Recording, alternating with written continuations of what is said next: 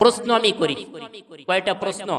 একটা প্রশ্ন, ভাই মসজিদে ইমাম সাহেব তো নামাজের দাঁড়িয়ে গেছেন, জামাত শুরু হয়ে গেছে, ইমাম সাহেব সূরা ফাতিহা পড়ছেন, কিরাত পড়ছেন, রুকুতে যাইবেন, এমন সময় আপনি মসজিদে আসছেন, আপনি কি করবেন? আপনি কি জামাতে শরীক হবেন? যদি বলেন আমি জামাতে শরীক হব, রুকুতে যে শরীক হয়ে আমি ওই রাকাত পূর্ণ করব, তাহলে আপনি বলবেন ভাই আমার নামাজ হয়ে গেছে, এই রাকাত আমি পাইছি। আপনারা বলবেন না? রুকু যদি পান আপনারা বলবেন আমরা নামাজ পাইছি এই রাকাত। আমরাও বলবো, সকল উলামা ফুকাহা, সকল মুহাদ্দিসিন ইকরাম বলেন না এখানে নামাজ হয়ে যাবে। নামাজ কি হবে? হয়ে যাবে। তাহলে যেই বন্ধুগণ বললেন সূরা ফাতিহা না পড়লে নামাজ হবে না, আমি বলবো বন্ধু তুমি তো এই রাকাতে সূরা ফাতিহা পড়ো নাই ইমামের পিছনে, তোমার নামাজ হলো কি করে বলো, এবার জবাব দাও। যদি এইবার জবাব দিতে না পারো তাহলে তোমার দুই মুখে, এক মুখে জুতার এক মুখে ঝাঁটা দিয়ে পিটানো হবে। তুমি যদি এই প্রশ্নের জবাবে বলো হ্যাঁ আমার নামাজ হবে, তাহলে আমি বলবো তুমি তো নামাজে সূরা ফাতিহা পড়লে না, তোমার নামাজ হলো কি করে? তোমার হাদিসের দলিল তোমার নামাজ হয় নাই। সূরা ফাতিহা না পড়লে নামাজ হবে না, তুমি যে দলিল দিলা তোমার হাদিসই এখন তোমার বিরুদ্ধে দলিল হয়েছে, যে তুমি যে নামাজ পড়ছো ইমামের কিরাতের শেষে এসে রুকুতে শরীক হয়ে তুমি রাকাত পূর্ণ করছো, এখন বলছো আমার নামাজ হবে, তুমি তো সূরা ফাতিহা পড়ো নাই, তোমার নামাজ হলো কি করে? ওই হাদিসই তো দলিল। এবার তুমি দলিল দাও কিভাবে তোমার নামাজ হয়েছে। যদি বলো না ইমাম নামাজের জন্য কিরাত পড়ছে, ওই কিরাতই আমার নামাজের জন্য যথেষ্ট হবে, তাহলে তুমি নামাজে উপস্থিত থাইকেও যদি সূরা ফাতিহা না পড়তে, তাহলে কি তোমার জন্য যথেষ্ট হতো না?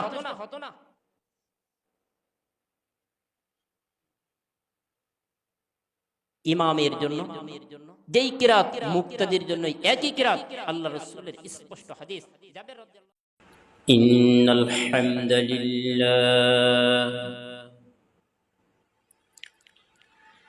نحمده ونستعينه ونستغفره ونؤمن به ونتوكل عليه ونعوذ بالله من شرور أنفسنا ومن سيئات أعمالنا من يهده الله فلا مضل له ومن يضلله فلا هادي له ونشهد أن لا إله إلا الله وحده لا شريك له ونشهد أن سيدنا وسندنا وحبيبنا ومولانا محمد صلى الله تعالى عليه وعلى آله وأصحابه وبارك وسلم تسليما كثيرا كثيرا. أما بعد فأعوذ بالله من الشيطان الرجيم. بسم الله الرحمن الرحيم. وإذا قرئ القرآن فاستمعوا له وأنصتوا لعلكم ترحمون. وقال تعالى في آية أخرى فاقرؤوا ما تيسر من القرآن. وعن جابر رضي الله عنه قال قال رسول الله صلى الله عليه وسلم من كان له إمام فقراءة الإمام قراءة له. وقال رسول الله صلى الله عليه وسلم لا صلاة لمن لم يقرأ بفاتحة الكتاب وسورة معها. وفي رواية لا صلاة لمن لم يقرأ بفاتحة الكتاب فصاعدا، أو كما قال النبي صلى الله عليه وسلم. صدق الله مولانا العظيم وصدق رسوله النبي الأمي الكريم، ونحن على ذلك لمن الشاهدين والشاكرين. والحمد لله رب العالمين. سبحانك لا علم لنا إلا ما علمتنا فعلمنا ما ينفعنا وانفعنا بما علمتنا وزدنا علما. اللهم أرنا الحق حقا وارزقنا اتباعه وأرنا الباطل باطلا وارزقنا اجتنابه. وقال تعالى في شان حبيبه ومحبوبه: إن الله وملائكته يصلون على النبي يا أيها الذين آمنوا صلوا عليه وسلموا تسليما. اللهم صل على محمد وعلى آل محمد كما صليت على إبراهيم وعلى آل إبراهيم إنك حميد مجيد. اللهم بارك على محمد وعلى آل محمد كما باركت على إبراهيم وعلى آل إبراهيم إنك حميد مجيد. بلغ العلا بكماله كشف الدجى بجماله حسنت جميع خصاله صلوا عليه وآله. الصلاة والسلام عليك يا رسول الله. الصلاة والسلام عليك يا حبيب الله. الصلاة والسلام عليك يا شافع المذنبين. الصلاة والسلام عليك يا رحمة للعالمين. الحمد لله الحمد لله। আল্লাহ পাক রব্বুল আলামিনের দরবারে লাখো কোটি শুকরিয়া জ্ঞাপন করছি যে আল্লাহ পাক রব্বুল আলামিন আমাদেরকে পবিত্র জুমআর দিনে জুমআর নামাজ আদায়ের উদ্দেশ্যে আল্লাহর ঘর মসজিদে আসার এবং বসার জন্য সুযোগ করে দিয়েছেন। সেই মহান মালিকের দরবারে শুকরিয়াতান জ্ঞাপন করছি আলহামদুলিল্লাহ।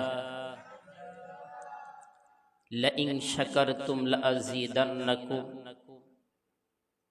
তোমরা যদি আমার নিয়ামতের শুকরিয়া আদায় করো তাহলে আমি রব্বুল আলামিন তোমাদেরকে আমার নিয়ামত আরো বৃদ্ধি করিয়া দিব।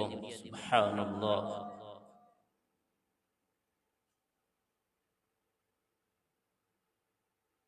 সম্মানিত হাজিরিন, কুরআনুল কারীমের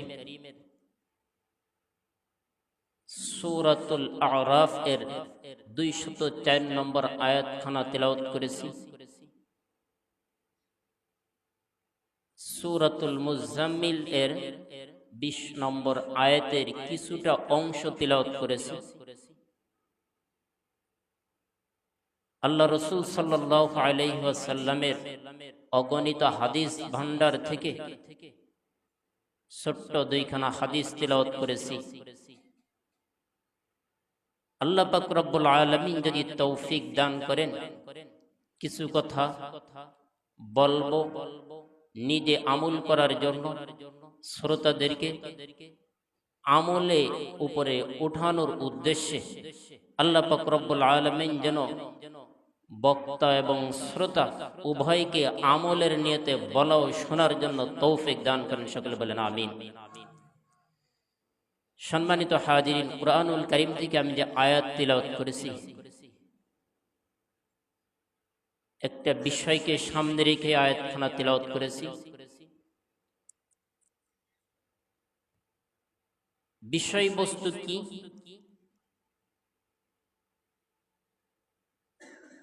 নামাজের মধ্যে ইমামের পিছনে মুক্তাদি সূরা ফাতিহা পড়বে কি পড়বে না? নামাজের মধ্যে ইমামের পিছনে মুক্তাদি সূরা ফাতিহা পড়বে কি পড়বে না এ বিষয়ে আল্লাহ পাক রব্বুল আলামিন কুরআনুল কারীম কি বলেছেন, হাদিস ভান্ডারে নবী করিম সাল্লাল্লাহু আলাইহি ওয়াসাল্লাম কি বলেছেন, আমরা সেগুলোর দিকে একটু খোঁজ নিয়ে দেখব ইনশাআল্লাহ। সম্মানিত হাজিরিন, এই যে বিষয়টা এলাকার মধ্যে বর্তমানে খুব এই প্রশ্নটা আমাদের মাঝে বিস্তার করছে। এক শ্রেণীর লোক বলছে পড়তে হবে, না পড়লে নামাজ হবে না। আরেক শ্রেণীর আমরা যারা আছি আমরা বলছি না, ইমামের পিছনে কিরাত সূরা ফাতিহা পড়া যাবে না। আল্লাহ পাক রব্বুল আলামিন কুরআনুল কারীমের মধ্যে একখানা আয়াত নাযিল করলেন,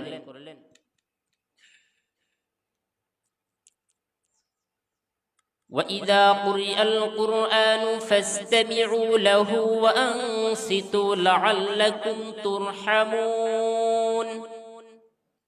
আর যখন তোমাদের সামনে কুরআনুল কারীম তিলাওয়াত করা হয়, ফাসতামিউ লাহু, তোমরা মনোযোগ সহকারে সেটা শ্রবণ করো, ওয়া আনসিতু, আর তোমরা চুপ থাকো, লাআল্লাকুম তুরহামুন, হয়তোবা তোমাদের উপরে আল্লাহর রহমত বর্ষিত হবে।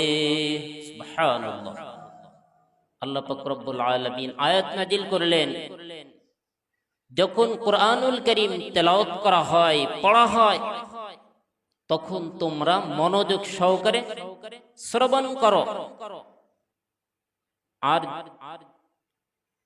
দ্বিতীয় নম্বর হুকুম হলো, প্রথম হুকুম তোমরা চুপ থাক, মনোযোগ সহকারে শ্রবণ করো। দ্বিতীয় নম্বর হুকুম হচ্ছে ওয়া আনসিতু, তোমরা চুপ থাকো, তোমরা চুপ থাকো। যদি এই দুইটা হুকুম পালন করা হয়, আল্লাহ পাক রব্বুল আলামিন এরপর বলতেছেন লাআল্লাকুম তুরহামুন, তোমাদের উপরে রহমত বর্ষণ করা হবে। সুবহানাল্লাহ। কুরআনুল কারীম তিলাওয়াত করা হবে, সেটা মনোযোগ সহকারে শ্রবণ করা হবে এবং চুপ থাকা হবে, আল্লাহর রহমত বর্ষিত হবে। প্রতিশ্রুতি দিচ্ছেন কে? আল্লাহ। আল্লাহ রাসূল সাল্লাল্লাহু আলাইহি ওয়াসাল্লাম বলেন, ওয়া ইযা কুরিআ ফাআনসিতু, যখন কুরআনুল কারীম পড়বেন, ইমাম সাহেব তিলাওয়াত করবেন, ফাআনসিতু, তোমরা চুপ থাকো। যখন কুরআনুল কারীম পড়া হবে, কিরাত পড়া হবে, তখন তোমরা চুপ থাকো। এখন আয়াতখানা নাজিল হয়েছে কোন ব্যাপারে, এটা আমাদের দেখার দরকার। যখন কুরআনুল কারীম তিলাওয়াত করা হবে, পড়া হবে, তখন তোমরা মনোযোগ সহকারে শ্রবণ করো এবং চুপ থাকো, তোমাদের উপরে রহমত বর্ষণ করা হবে। আয়াতখানা নাজিল হয়েছে কি নামাজের ব্যাপারে না নামাজের বাহিরের ব্যাপারে? কোন ব্যাপারে? এই ব্যাপারে তো আমাদের একটু দেখার দরকার আছে নাকি? তাফসীরে মাজহারির 162 নম্বর পৃষ্ঠায়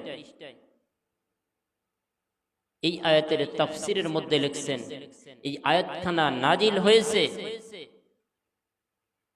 নামাজের ব্যাপারে, এবং এই ব্যাপারে সকল উলামায়ে কিরামের ইজমা হয়েছে, ঐক্যমত পোষণ করেছে। এই আয়াতখানা নাজিল হয়েছে নামাজের ব্যাপারে, বিশেষ করে নামাজের ব্যাপারে যখন আয়াতখানা নাজিল হয়েছে, নামাজের মধ্যে যখন কুরআনুল কারীম তিলাওয়াত করা হবে, ইমাম সাহেব কিরাত পড়বেন, তখন তোমরা মনোযোগ সহকারে শ্রবণ করো এবং তোমরা চুপ থাকো। মনোযোগ সহকারে শ্রবণ করো এবং চুপ থাকো, তোমাদের উপরে আল্লাহর রহমত বর্ষিত হবে।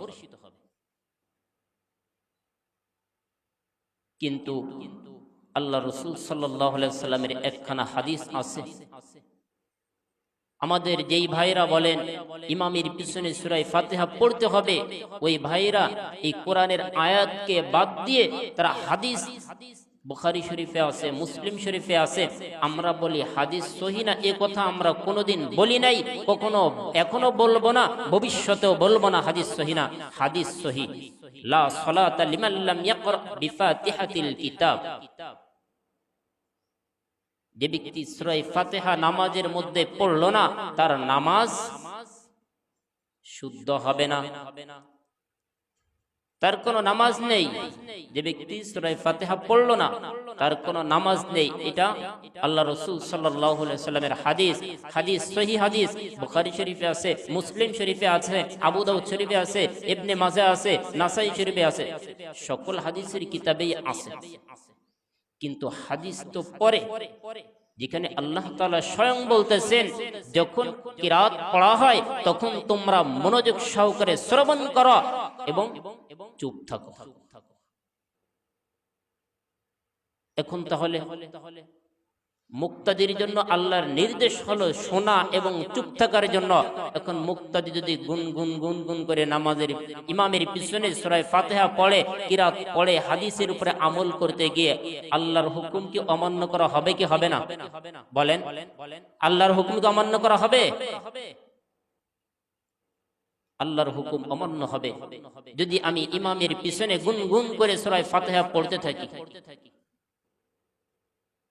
যদি বলা হয় যে না, ইমাম সাহেব যখন চুপ থাকবে, দম ছাড়বেন, তখন আমি পড়ব। ইমাম সাহেব একখানা আয়াত পড়লেন, অপর আয়াত পড়ার মাঝে কতটুকু সময় বিলম্ব করবেন? ওখানে যদি 3 তাসবিহ পরিমাণ সময় বিলম্বই করেন তাহলে তো আর নামাজ হবে না। আবার যদি বলি ইমাম সাহেবের সূরা ফাতিহা পড়া হয়ে গেলে পড়বেন, ইমাম সাহেব কি সূরা ফাতিহা পড়ে ওখানে অপেক্ষা করবেন মুক্তাদি পড়ার জন্য? নামাজ হবে না। তাহলে এই মুক্তাদি পড়বে কখন? মুক্তাদি ইমাম সাহেব যখন পড়ছে তখন তো মুক্তাদির নির্দেশ হয়েছে চুপ থাকার জন্য। মুক্তাদি পড়বে কখন? আল্লাহ রাসূলের হাদিস ভুল না, হাদিস সঠিক। হাদিসের ব্যাখ্যাটা আমরা বুঝতে ভুল বুঝছি, যারা ব্যাখ্যা করছি তারা ভুল করছি। আল্লাহ রাসূল সাল্লাল্লাহু আলাইহি সাল্লামের হাদিস এমন, লা সালাতা লিমান লাম ইয়াকরা বিফাতিহাতিল কিতাব, এর অর্থ হচ্ছে ওই ব্যক্তির নামাজ পরিপূর্ণ হবে না। ওই ব্যক্তির নামাজ পরিপূর্ণ হবে না যে ব্যক্তি সূরা ফাতিহা নামাজের মধ্যে পড়ল না। যে ব্যক্তি নামাজের মধ্যে পড়ল না তার নামাজ হবে না। এই হাদিস খানা মুক্তাদিদের জন্য না, এই হাদিস খানা ইমামের জন্য, মুনফারিদের জন্য, একাকী নামাজি ব্যক্তির জন্য। যে ব্যক্তি সূরা ফাতিহা নামাজে পড়বে না তার নামাজটা পরিপূর্ণ হবে না। তার নামাজটা কি পরিপূর্ণ হবে না, অসম্পূর্ণ থেকে যাবে। আল্লাহ তাআলা অন্য আয়াতে বলতেছেন, ফাকরাউ মা তায়াসসারা মিনাল কুরআন, সূরাতুল মুজাম্মিলের 20 নম্বর আয়াত। ফাকরাউ মা তায়াসসারা মিনাল কুরআন, কোরআনের যেই স্থান থেকে তোমার জন্য সহজ হয়, যতটুকু সহজ হয় তুমি ততটুকু পড়ো, তোমার নামাজ হয়ে যাবে। তোমার জন্য কুরআনুল কারীমের যেখান থেকে যতটুকু সহজ হয় তুমি ততটুকু পড়ো। যদি কেউ সূরা ফাতিহা বাদ দিয়ে অন্য স্থান থেকে পড়ে, আল্লাহর হুকুম পালন হয়ে যাবে, নামাজ হয়ে যাবে। কোরআনের আয়াত নির্দেশ করেছে, এখানে তো সূরাতুল ফাতিহার কথা উল্লেখ করে দেয় নাই। ফাকরাউ মা তায়াসসারা মিনাল কুরআন, কোরআনের যেই স্থান থেকে তোমার জন্য সহজ হয় তুমি ওই স্থান থেকেই পড়ো, তোমার নামাজ হয়ে যাবে।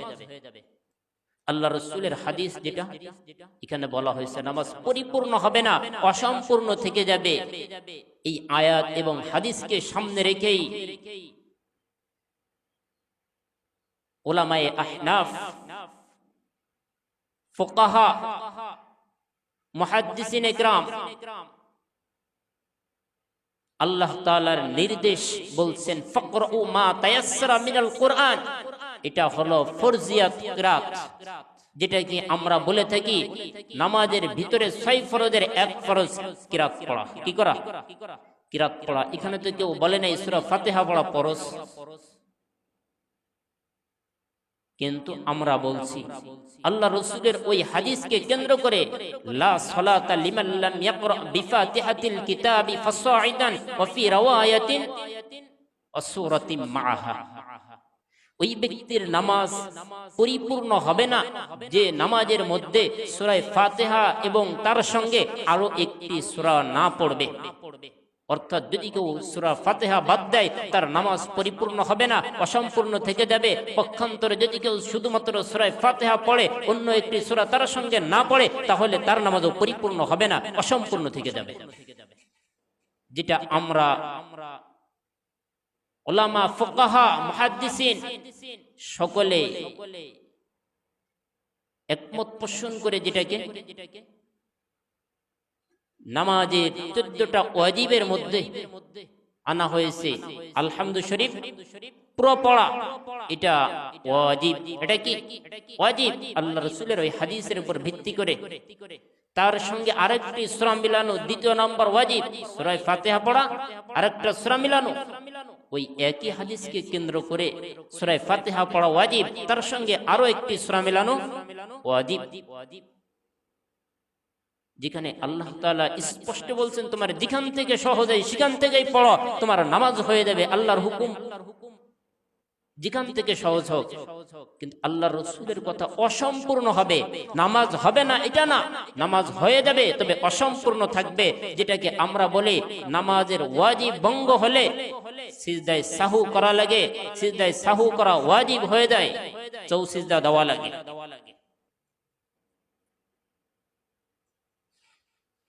যেন নামাজ কোন ওয়াজিব ছুটে গেলে নামাজ হয়ে যায় বটে, অসম্পূর্ণ থেকে যায়, পরিপূর্ণ সওয়াব পাওয়া যায় না।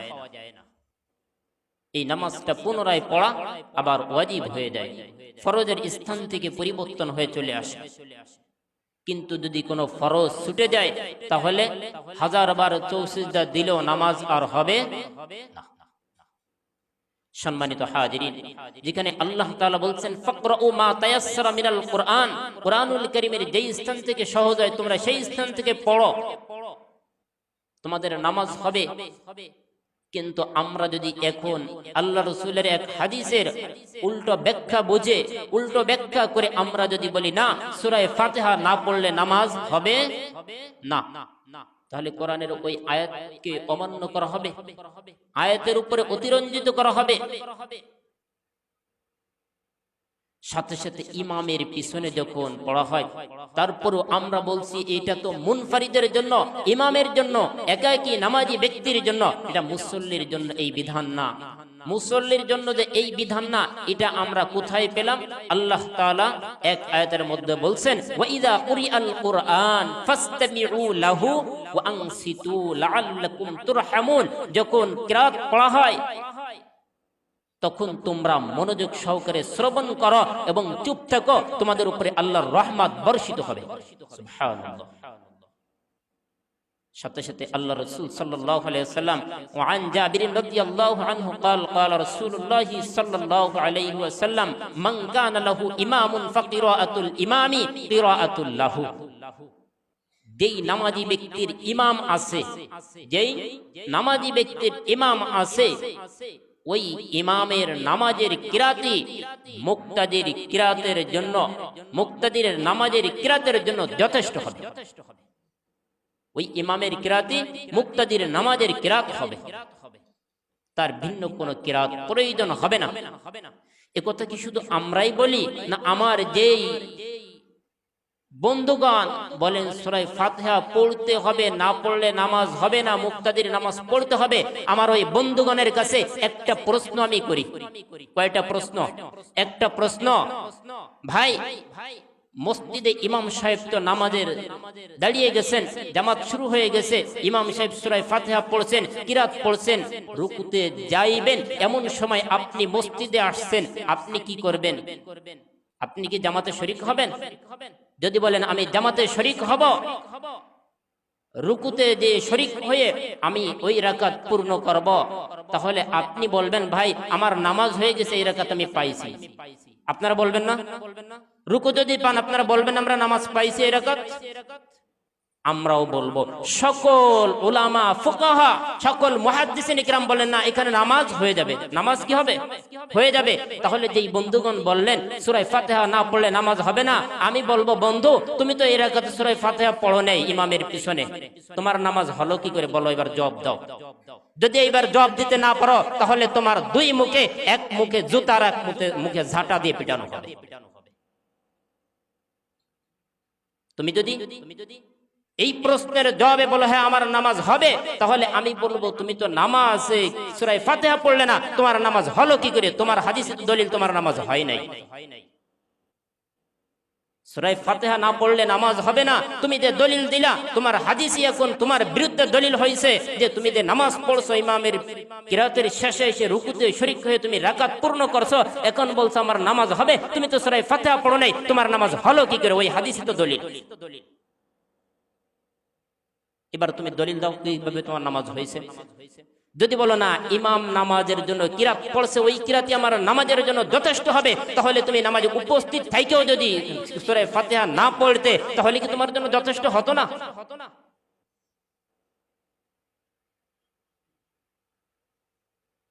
ইমামের জন্য যেই কিরাত মুক্তাদির জন্য একই কিরাত, আল্লাহ রাসূলের স্পষ্ট হাদিস জাবের রাদিয়াল্লাহু তাআলা বর্ণনা করেছেন, যেই ব্যক্তির ইমাম আছে ওই ইমাম কিরাত পড়বে, ওই কিরাতই মুক্তাদির নামাজের কিরাত হবে। মুক্তাদির কিরাত পড়া লাগবে না, মুক্তাদির সূরা ফাতিহা পড়া লাগবে না। মুক্তাদি কি করবে? নীরবে মনোযোগ সহকারে শ্রবণ করবে এবং চুপ থাকবে। দুইটা কাজ করলে কি হবে? আল্লাহর রহমত বর্ষণ হবে। বলছেন কে? আল্লাহ।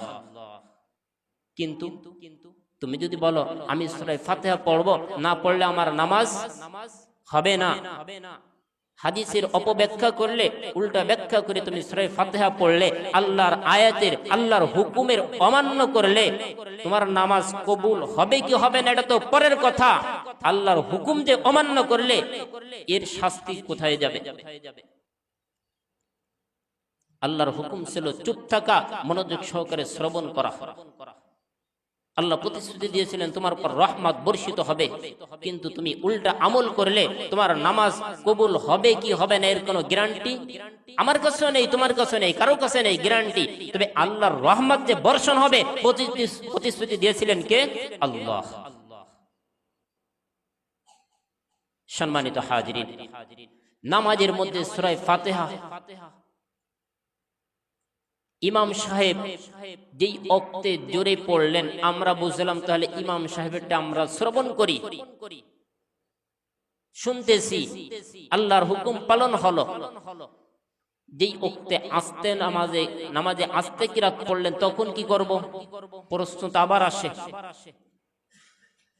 ইমাম সাহেব যে নামাজে কিরাত পড়ছেন এই বিশ্বাসটা কি আপনার আমার মনে আছে? ইমাম সাহেব যে নামাজে কিরাত পড়তেছেন আস্তে হোক আর জোরে হোক, আপনার আমার বিশ্বাস আছে? যদি বলেন আছে, তাহলে ইমাম সাহেব তো কিরাত পড়তেছে, আমার পর্যন্ত আওয়াজ আসতেছে না, আমি শুনতে পারতেছি না, বাকি চুপ থাকার জন্য নির্দেশটা কি উঠে গেছে নাকি? ইমাম সাহেব তো পড়তেছে, চুপ থাকার হুকুমটা তো এখনো রয়ে গেছে, শোনার হুকুম নাই, এখন নেই, আমার কান পর্যন্ত আওয়াজ আসতেছে না। কিন্তু ইমাম সাহেব যে কিরাত পড়তেছেন এই বিশ্বাস যদি আমার মধ্যে থাকে, ইমাম সাহেব পড়তেছেন, চুপ থাকাটা তোমার জন্য ওয়াজিব, আল্লাহর হুকুম। আর যদি বলো না ইমাম সাহেব পড়তেছে কি পড়তেছে না আমার মধ্যে একটু সন্দেহ আছে, তুমি নামাজ ছেড়ে দিয়ে বের হয়ে যাও, একা একই নামাজে দাঁড়াও। ইমাম সাহেবের ব্যাপারে কোনো সন্দেহ যদি অন্তরের মধ্যে থাকে, নামাজ হবে? ইমাম সাহেবের ব্যাপারে ইমাম সাহেব কিরাত পড়তেছে কি পড়তেছে না, মুখ বন্ধ করে আছে না কিরাত পড়তেছে না, দোয়া করতেছে না, গান বাজনা কোনো কিছু মনে হবে না কি করতেছে, এই ধরনের কোনো সন্দেহ যদি থাকে, নামাজ হবে না, তুমি নামাজ ছেড়ে দিয়ে একা একই নামাজে নিয়ত করো। আর যদি সন্দেহ না থাকে ইমাম সাহেব কিরাত পড়ছেন, আস্তে হোক আর জোরে হোক, কিরাত ইমাম সাহেব পড়ছেন, চুপ থাকা তোমার জন্য ওয়াজিব। আওয়াজ কান পর্যন্ত আসলে মনোযোগ সহকারে শ্রবণ করো, আর যদি আওয়াজ কান পর্যন্ত না আসে তাহলে চুপ থাকো। আল্লাহর হুকুম, আল্লাহ তাআলা চাইলে একটাই বলতে পারতেন, তোমরা মনোযোগ সহকারে শ্রবণ করো, চুপ থাকার হুকুমটা নাও দিতে পারতেন, কিন্তু চুপ থাকার হুকুমটা দিলেন কেন? যেখানে কোরআন পড়া হচ্ছে ওখানে আর গুনগুন করে পড়ার সুযোগ নেই, ওখানে চুপ থাকতে হবে, এটাই তোমার জন্য ওয়াজিব। মনোযোগ সহকারে শ্রবণ করাটাও ওয়াজিব, চুপ থাকাটাও ওয়াজিব। এখান থেকে আরো একটু মাসআলা অতিরিক্ত বলতে হবে। এটা আয়াতটা নাজিল হয়েছে, এখানে সর্বসম্মতি করে নামাজের ব্যাপারে বলা হয়েছে। এখানে তাফসীরের মধ্যে শুধু নামাজের মধ্যেই এই হুকুম না, নামাজের মধ্যে তো এই হুকুম থাকবেই। নামাজের বাহিরেও যদি কখনো কোরআনুল কারীম তেলাওয়াত করা হয়, সেটা মনোযোগ সহকারে শ্রবণ করো। যদি শোনার মজলিস হয় আর যদি পড়ার মজলিস হয়, সকলে পড়তেছে ওইখানে একজনে সকলে এটা শুনবে এমন না। সকলে যদি পড়ে আর একজনে তেলাওয়াত করতেছেন অন্যদেরকে শোনানোর জন্য। নবী করিম সাল্লাল্লাহু আলাইহি ওয়াসাল্লাম যখন কোরআনুল কারীম সর্বপ্রথম নাজিল হলো, মক্কায় বসে বসে নিজের ঘরে বসে কোরআনুল কারীম তেলাওয়াত করতেন। হুজরাখানায় বসে মুসলমানরা তো দূরের কথা, সমস্ত মুশরিকরা পর্যন্ত, কাফেররা পর্যন্ত বাহির দিয়ে ছাড়ি দিয়ে লাইন দিয়ে বসে বসে দাঁড়ায় দাঁড়ায় কোরআনুল কারীম শুনতেন। আজ আমরা যদি সেই শোনা বাদ দিয়ে গুনগুন করে নিজেরা পড়তে চেষ্টা করি, তুমি পড়লে তোমার পড়া শুদ্ধ হবে কি হবে না, এটা যথেষ্ট সন্দেহ আছে। যদিও শুদ্ধ হয়, মাসআলা তো একজনের জন্য না, যারা অশুদ্ধ তার জন্য না, শুদ্ধ অশুদ্ধ সকলের জন্য মাসআলা। তুমি পড়লে পড়া শুদ্ধ হোক আর অশুদ্ধ হোক, সেটা কবুল হতেও পারে নাও হতে পারে, কিন্তু চুপ থাকলে আল্লাহর রহমত বর্ষণ হবে, এই কথা স্বয়ং নিজে আল্লাহই বলছিলেন।